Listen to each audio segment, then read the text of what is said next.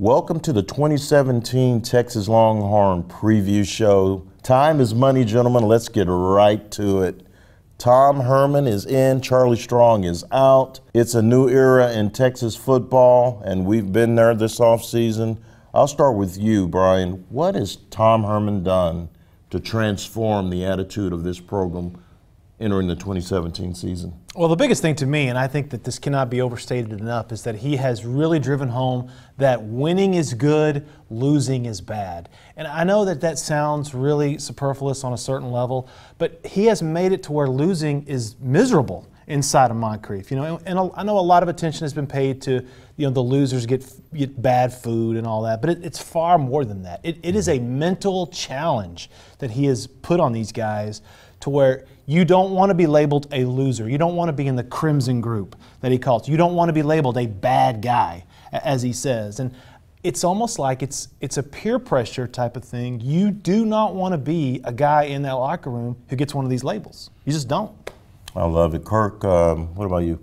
Well, he's right about the accountability, and that's what he's preaching. We don't have the ping pong table that Charlie Strong introduced. I guess we have 100 air mattresses, so and some lockers. We're getting some new team bonding. But I think the attention to detail is one thing that has really impressed me. You know, he even changed his workout, moved from Denius Fields out to Whitaker Complex, out to the intramural field, just to break up the monotony. A 5-week camp is a long time. So I think his obsession with detail would probably be one thing that's jumped out at me. D. Davis?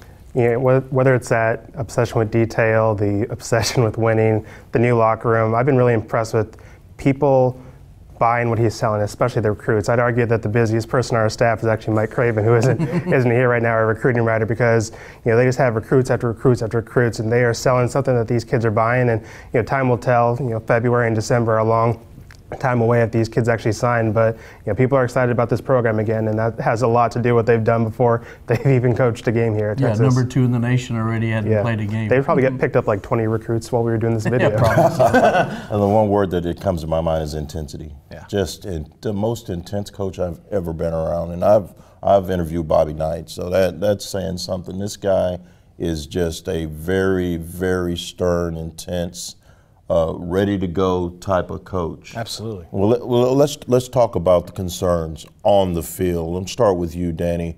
What stands out to you as something that Tom Herman should really be worried about entering this season? I mean, you could make an argument that if they could have kicked a field goal last year, that Tom Herman would not even be here and Charlie Strong would still have a job. So Joshua Rowland's our new kicker here, and so they're going to need to improve on that. They were able to punt well with Michael Dixon.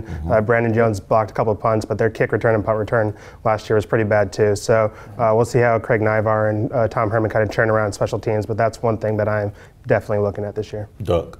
I'd say the running game, and specifically the fragile running backs. Most all of them are either hurt or coming off injury. Chris Warren has kind of had a checkered past with injuries. He's had everything from the mumps to leg injuries. Kyle Porter has a shoulder injury. Kirk Johnson's wrestled with a hamstring. I mean, he's the only running back that's even scored a touchdown rushing for Texas. None of the other ones have even found the end zone. So I'm really concerned about the health of that. And he likes to run the ball. Greg Ward, Duke Catalan at Houston, and Shane Buechele's not a runner. So I would just say the running game may be my biggest concern. Right. Well, I've said it before, I'll say it again. Dynamic new coaching staff, same players that lost to Kansas. I mean, that's what this season is that's what this season is all about. This is about how Tom Herman manages Charlie Strong's roster.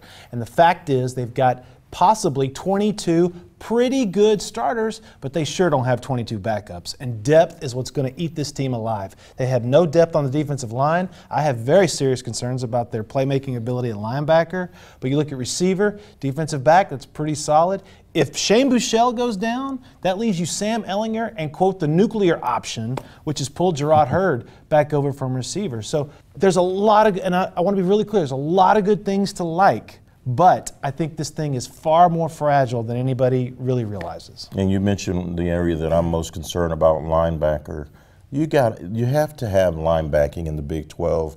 Quarterbacks are falling out of the trees in this conference, and if you can't get your linebackers into a backfield to disrupt timing with a Baylor, a TCU, a Texas Tech, you're going to get eaten alive. So Malik Jefferson, Nashawn Hughes, Anthony Wheeler, Ed Freeman. Those guys have to show up in big numbers and not just flash. They have to be consistent. Absolutely. And if that happens, we might be looking at a special season on the 40 acres. All right, as we close it down, I'm going to start with you, Brian. Okay. Give me a record, and how soon does Tom Herman have the Longhorns, if at any time, in a college football playoff?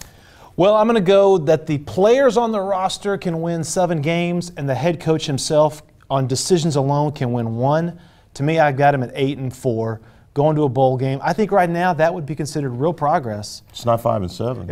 It's not 3 straight losing seasons. Give me 8-4, and give me 2, probably 3 years, and I think we're talking CFP.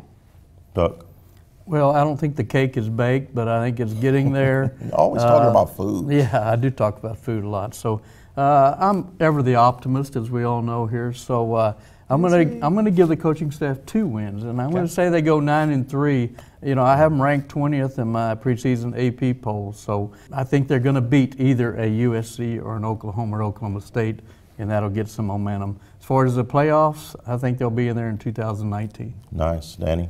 I went 8-4 last year, and that worked out really well for me. And I don't learn from my mistakes, as I'm sure my wife and friends will attest to. But I'll go 8-4 again. As far as the college football playoff, I mean, that's too far down the road. I couldn't make a prediction there. So we'll talk about a winning record first, and I'll go 8-4. Yeah, That's smart. That's actually smart. I wanted to say 9-3, guys, but I can't. I just can't in good conscience. They're going to go 8-4. You're senile. You can't. I can't believe you said 9 wins. They're going to go 8-4. They're going to win a bowl game, and I think by 2020, Tom Herman will have them in the Final Four. That will do it for us. Thanks for joining us. Check out our stuff on hook'em.com, hook'emplus.com, mystatesman.com. We love the websites. For the Duck, for Brian, for Danny, I'm Ced Golden.